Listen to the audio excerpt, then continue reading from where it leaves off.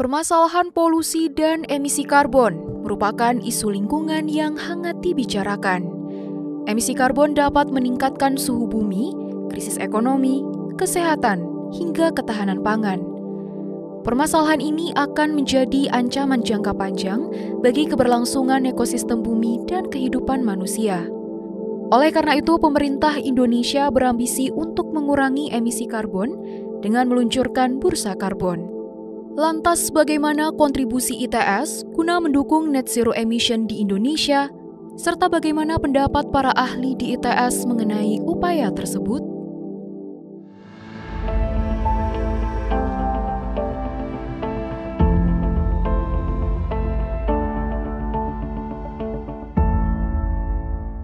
Halo, apa kabar? Perkenalkan, nama saya Ari Dipa Reza Safei.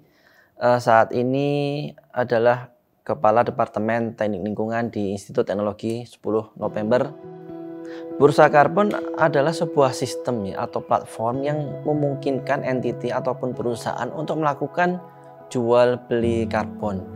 Tentunya dilakukan atas dasar saling menguntungkan. Akan tetapi yang paling penting adalah tujuan bursa karbon ini adalah mendorong perusahaan untuk mengurangi emisi gas rumah kaca mereka, baik dari pemanfaatan teknologi maupun proses-proses yang melibatkan penambahan ruang terbuka hijau.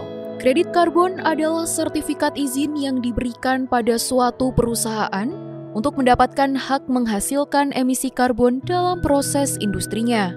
Dalam hal ini, pemerintah berwenang dalam menetapkan batas emisi yang dihasilkan perusahaan melalui satuan kredit karbon tersebut.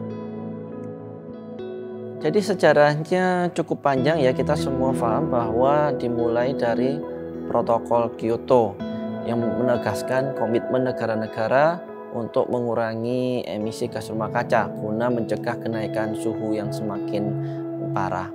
Kemudian diikuti Paris Agreement yang disepakati oleh banyak negara. Kemudian disusul Undang-Undang nomor 7 tahun 2021 mengenai harmonisasi pajak karbon. Jadi semua sudah ada pengaturan secara lengkap bahwasanya pemerintah sangat mendukung upaya-upaya perdagangan karbon demi mengurangi emisi gas rumah kaca. Kita berupaya mengikuti negara-negara lain yang sudah melaksanakan pajak karbon tersebut. Potensinya tentu saja sangat besar karena dari segi regulasi baru saja ditetapkan, baru 2 tahun dan kita menuju arah implementasi. Kemudian yang kedua, banyak item-item ataupun aspek-aspek yang memang memerlukan sentuhan-sentuhan teknologi ataupun sentuhan-sentuhan kebijakan untuk mengurangi emisi gas rumah kaca. Nah, pengurangan emisi gas rumah kaca ini bisa diwujudkan ataupun didaftarkan ke sistem oleh KLHK yang kemudian bisa diperjualbelikan di pasar karbon. Manfaat ekonomi tentu saja ini akan menarik banyak minat untuk perusahaan ataupun entitas yang lain. Sertifikat karbon adalah sebuah tanda atau indikator bahwa perusahaan bisa mengurangi atau mereduksi gas rumah kaca setara dengan 1 ton CO2 ekuivalen. Kementerian tentunya menyiapkan regulasi, Kementerian Lingkungan Hidup Kehutanan, Kementerian Investasi, Kementerian Keuangan, kemudian lembaga lain seperti Kementerian ESDM, semua memiliki perannya masing-masing. Selain itu perusahaan, mereka mengeluarkan emisi gas rumah kaca dari proses produksinya. Nah, mereka ini yang juga merupakan ujung tombak dari implementasi nilai ekonomi karbon. Banyak hal yang kami lakukan. Salah satunya tentunya adalah pengembangan keilmuan serta penelitian. Misalnya carbon capture, utilization and storage.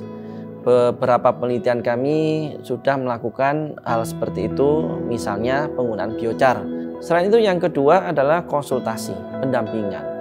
Kami memberikan masukan terhadap berbagai pihak, tidak hanya pemerintah, namun juga NGO, kemudian perusahaan, bagaimana mereka mengurangi emisi gas rumah kaca, teknologi apa yang harus digunakan, tentunya kami memberikan banyak-banyak masukan.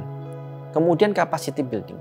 dalam bentuk training, peningkatan awareness, serta banyak melakukan FGD dan diskusi dengan top-top manajemen untuk meningkatkan kepedulian mereka tentang pentingnya penurunan emisi gas rumah kaca.